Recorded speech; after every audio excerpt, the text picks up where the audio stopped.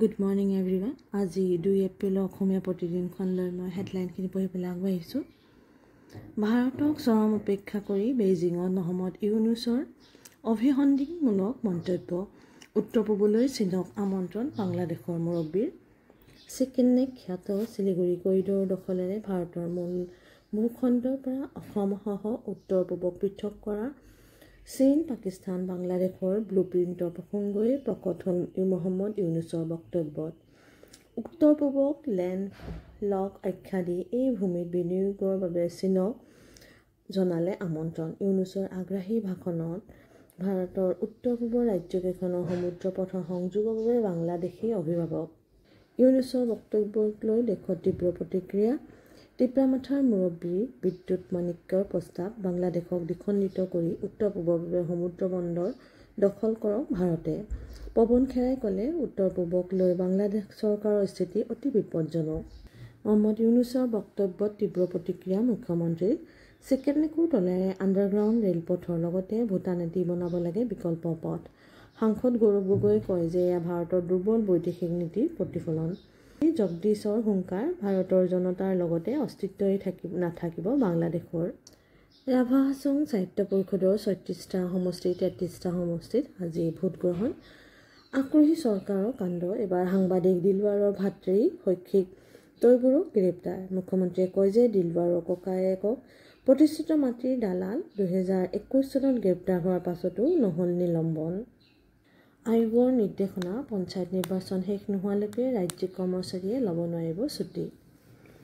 কেইবা হাজাৰ মাতৃভাষা মাধ্যমৰ স্কুল বন্ধ কৰি মুখ্যমন্ত্ৰীৰ ঘোষণা। মেট্ৰিক পৰীক্ষাৰ্থীক টিউচন কৰিবলৈ মাহে ৩০০ টকাকৈ দিব চৰকাৰে। ৫ নম্বৰ পৃষ্ঠাত আছে এপেক্স বেংকৰ দুৰ্নীতিৰ সন্দৰ্ভত সংবাদমেল পাতি পুনৰ সৰব অসম জাতীয় পৰিষদৰ নেতৃত্ব। কেলেংকাৰীৰ কথা শুনিলে অস্থিৰ হয় মুখ্যমন্ত্ৰী। অস্থিৰ হোৱাতকৈ তদন্তৰ জৰিয়তে কথাবোৰ স্পষ্ট কৰক হেমন্ত বিশ্ব শৰ্মাই। হাইকোৰ্টৰ তত্বাৱধানত SIT গঠন কৰি তদন্ত কৰাৰ দাবী। জগদীশ ভূঞা, ৰাজেশ বাজাজে প্ৰশ্ন কৰিছে, ৬০ কোটি টকা আত্মসাৎ কৰাটো অপৰাধ নে দিলৱাৰে প্ৰশ্ন কৰাটো অপৰাধ? লখিমপুৰ জিলা কাৰাগাৰত ৰিতম সিঙক সাক্ষাৎ কৰি ভূপেন বৰাৰ অভিযোগ, এপেক্স বেংকৰ ৬০ কোটি টকাৰ কেলেংকাৰী গাপ দিবলৈ দিলৱাৰক গ্ৰেপ্তাৰ। নাৰী নিৰ্যাতনৰ প্ৰসংগ তল পেলাবলৈ ৰিতম সিঙক কাৰাগাৰলৈ নিক্ষেপ কৰা হৈছে। ভূপেন কুমাৰ বৰা, লুইজ বাৰ্জাৰ কেলেংকাৰী ছিণ্ডিকেটৰ প্ৰশংসৰে চৰকাৰ মুখ্যমন্ত্ৰীক তীব্ৰ সমালোচনা। মহবুবুল দিলৱাৰহঁতক খতম কৰি দিয়াৰ প্ৰসংগত সৰব কংগ্ৰেছ। মুখ্যমন্ত্ৰী ডক্টৰ শৰ্মাৰ বিৰুদ্ধে কংগ্ৰেছে দাখিল কৰিব PIL। সংবিধানৰ নামত শপত লোৱা শৰ্মাৰ এই আচৰণ আইন বিৰুদ্ধ। ঈদৰ দিনা বিদ্যালয় খুলি ছাত্ৰ দিৱস উদযাপনেৰে নামাজৰ পৰা বঞ্চিত কৰিছে ইছলামধৰ্মী শিক্ষাৰ্থীক। গুৱাহাটীৰ বাতৰিত আছে আৰক্ষী আয়ুক্তৰ কঠোৰ নিৰ্দেশনাৰ পিছত সাধাৰণ পোছাকত আৰক্ষীৰ তীক্ষ্ণ দৃষ্টি। উদণ্ড বাইকাৰ্ছৰ বিৰুদ্ধে তীব্ৰ অভিযান। ৰাজপথত বিকট শব্দ কৰি চলোৱা ৬খন মটৰচাইকেল জব্দ, ৬জনক আটক। ৭ নম্বৰ পৃষ্ঠাত আছে পৃথিৱীৰ পৃষ্ঠৰ ৫০০ কিলোমিটাৰ উচ্চতাৰ পৰা উপগ্ৰহেৰে ইছৰোৱে তুলিলে ম্যানমাৰৰ বিধ্বস্ততাৰ ছবি। ভূমিকম্পৰ পাছত গতিপথ সলনি ইৰাৱতীৰ। দেশখনৰ প্ৰধান নদী ইৰাৱতীৰ অৱবাহিকাত তৰল হৈছে মাটি, দেখা গৈছে বৃহৎ ফাট। ইছৰোৱে ক'লে, ভাৰতীয় প্লেট প্ৰতি বছৰে ৫ চেণ্টিমিটাৰ আগবাঢ়িছে ইউৰেছিয়ান প্লেটৰ দিশে। ইয়াৰ ফলত সংঘটিত বৃহৎ ভূমিকম্প।